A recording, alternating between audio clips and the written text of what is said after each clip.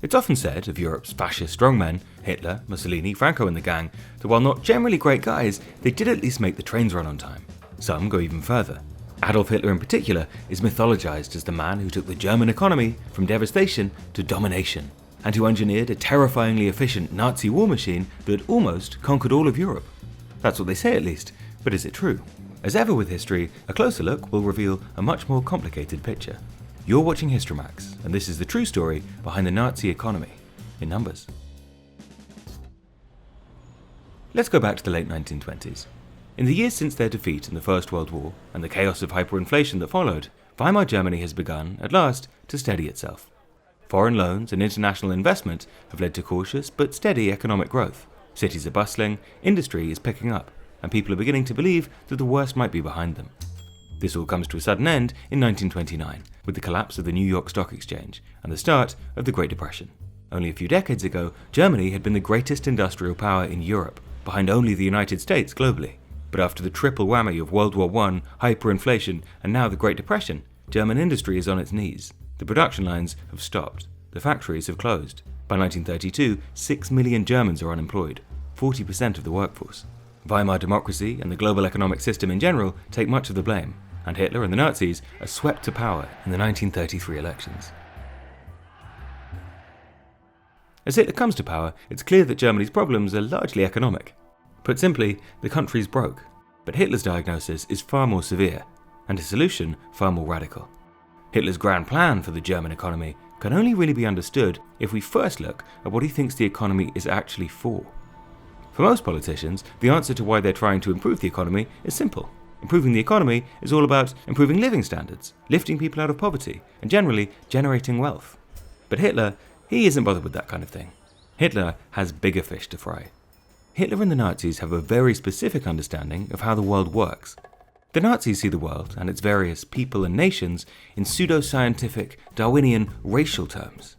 European history, they believe, has been one long struggle for domination between the races, the German people versus the Jews and the Slavs. Hitler believes that it's his personal destiny to unite the Aryan race and crush their ancient enemies. This 1935 Nazi propaganda film, Das Erbe, sums the theory up quite well. Eigentlich grausam.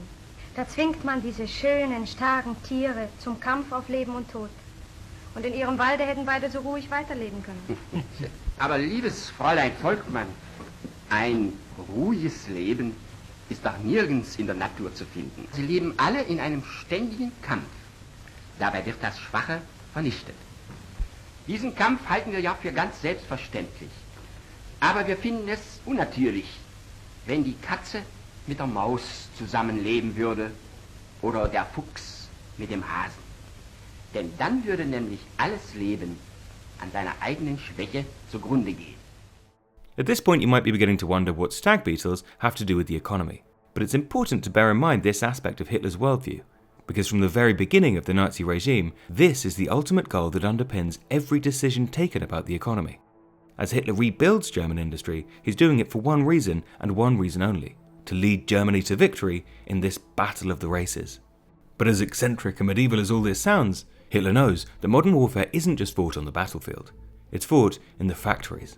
More than anything else, victory in the battle of races will depend on who can produce the most rifles, tanks and planes.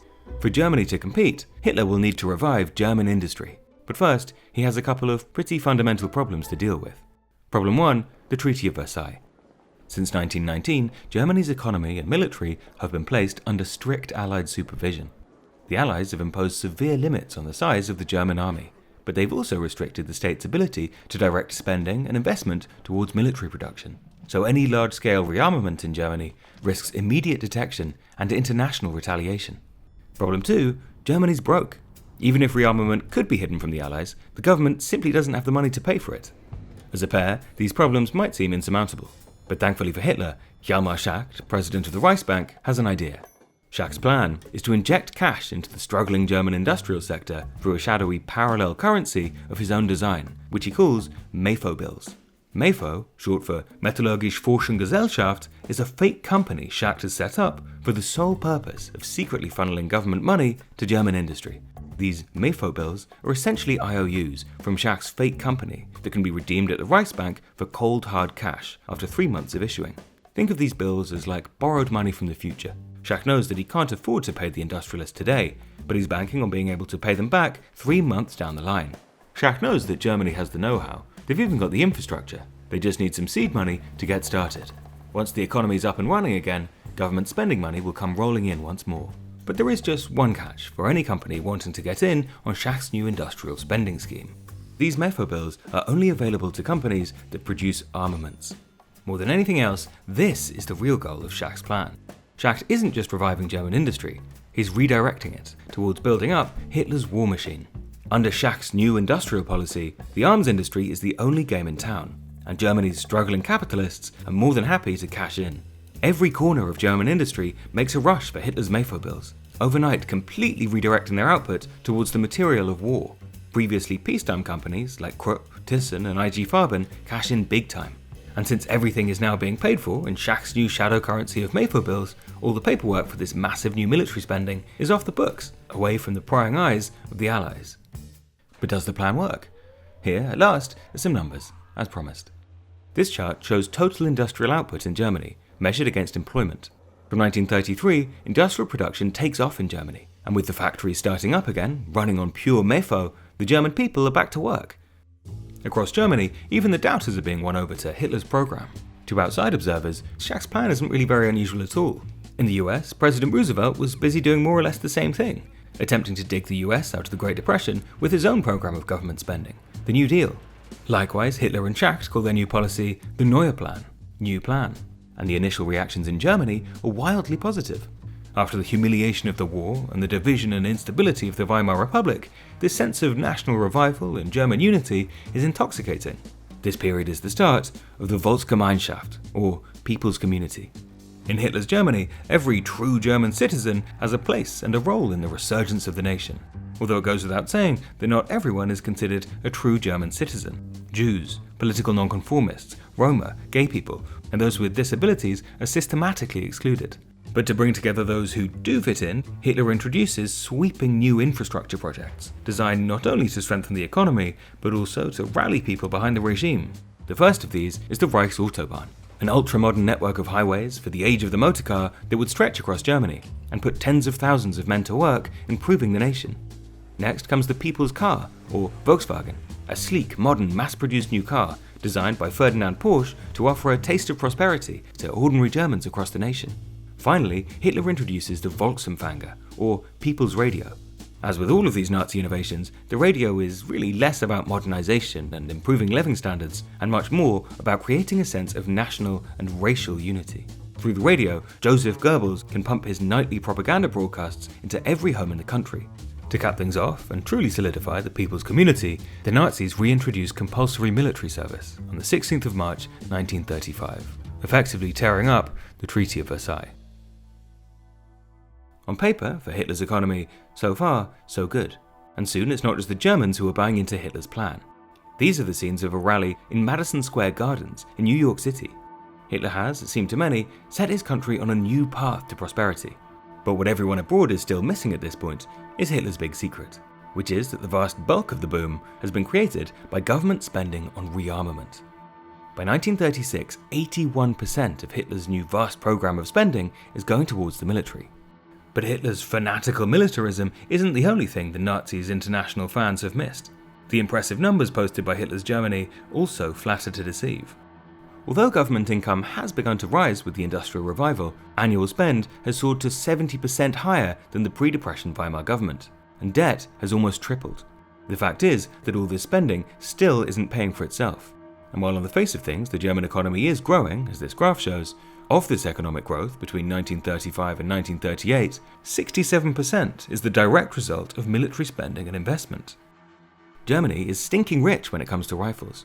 Their pockets are bulging with new Panzer II tanks. The trouble is, underneath this impressive industrial output, ordinary people aren't quite feeling the benefits you'd expect from an economic miracle.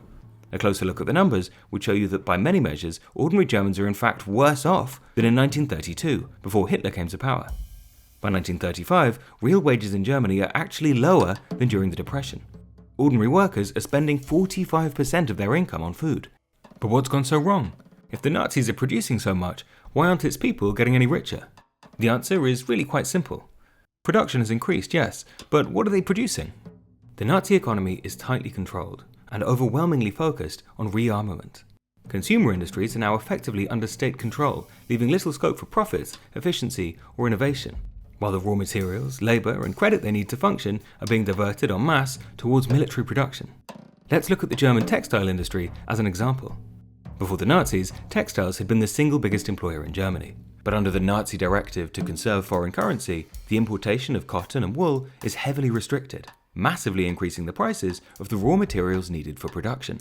At the same time, the stagnant wages across Germany have led Schacht to impose price controls on clothing.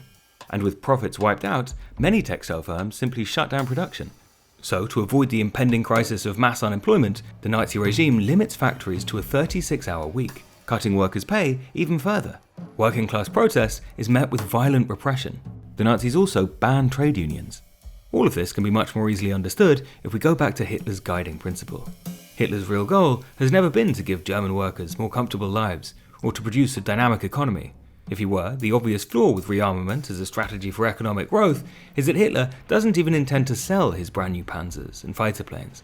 By 1935, 25% of German industrial production is non-marketed. In other words, it's not meant to be sold at all, either at home or abroad. So while millions of Germans are now back in employment, they're no richer than before the Depression, and the bulk of the goods they're producing aren't of any commercial value. Schacht at last feels that something has to change. He tells Hitler that military spending is out of hand, that it's beginning to cause irreparable harm to the German economy. Schacht is fired and replaced by Hitler's main man, Hermann Göring. Göring's first innovation is to take a prominent bug within the Nazi system, that of corruption, and develop it into a statewide economic system. We could, and probably will, do an entire episode on Göring's many madcap schemes, but for now, let's just take one example to show how much damage Göring's corruption would do to the Nazi economy. In 1937, Göring is able, essentially via theft, to take personal control of large chunks of the nation's iron ore and steel manufacturing. Göring merges dozens of enterprises under one name, the Reichswerk Hermann Göring. Perhaps unsurprisingly, the new Reichswerk is immediately beset by chronic mismanagement. The works are so inefficient, and Göring himself so corrupt, that he proposes to sell his steel to the nation for 3 times the price of imported steel. Given his connections though, Göring Steel inevitably gets the contract anyway, and the rest of German industry simply has to factor in triple-price steel from here on in. This wildly distorted allocation of capital is an absolute disaster for industrial efficiency. The Nazis are forced to pay for these extra costs in corruption and inefficiency by running up incredible spending deficits, based partly on loans, but mostly on printing money. Göring tackles the rising inflation that he himself has produced by introducing wage caps, keeping workers' pay at depression levels throughout the supposed economic miracle. The German economy of 1938 is on the brink of collapse, and Hitler knows it. The economic successes under the Nazis have been a facade. As we've seen, this is in absolutely no sense an efficient or productive system. On top of being morally repugnant, it's corrupt, chaotic, and massively wasteful. But Hitler is banking that none of this will matter. In 1938, Hitler marches his shiny new army into Vienna. Austria joins the Greater German Reich under the Anschluss. Their gold reserves are plundered. Austria's Jews in particular are ferociously targeted, robbed of their possessions, interned, often murdered. In 1939, Hitler invades Czechoslovakia. In Czechoslovakia, Hitler captures the Skoda works, one of the biggest industrial producers in Europe. It's quickly converted into yet another war factory. In Poland, Hitler robs the country of food, petroleum, rubber, coal, the fuels of war. By 1942, Nazi-occupied territories would stretch from the French Atlantic coast deep into Russia. From these conquered nations, cash and supplies would be extracted to pay for the war effort. This plunder would cover about 1/3 of Germany's war expenses. The Nazis also established forced labour camps throughout occupied territories and within Germany itself. Over the course of the war, millions will have worked in such camps, and millions more would die. This is the true face of the Nazi economy. The only real economic theory here is that of pillage and slavery. So, did Hitler save the German economy? Look no further for an answer than this Nation in Rubble by May 1945. At no point under Nazi rule was the economy anything other than deeply dysfunctional, corrupt, wasteful, and ruthlessly exploitative, and the resulting failure of production would ultimately seal the regime's fate. These production statistics tell their own story. German forces were, from the very early years of the war, chronically short of weapons, fuel, and supplies. Despite their many years' head start in military production, their industrial capacity will never reach anywhere near those of the Allies. Without the rifles and tanks needed to supply their troops on the Eastern Front, or the aircraft to defend their cities and factories back home, German capitulation begins as early as 1943. Total defeat would come 2 years later. So why does the myth persist that the Nazis were so ruthlessly efficient? Partly it's the Nazis' own propaganda.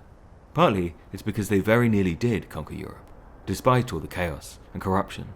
But the final proof of the Nazis' failure is in the pudding. Hitler sacrificed everything for the war effort, including his people's well-being, yet he still failed to outproduce the Allies. By the end of the war, 7 million Germans had died. Their cities had been leveled. Even judged by his own aims for German victory in an epic battle of the races, Hitler's project was one of history's greatest failures.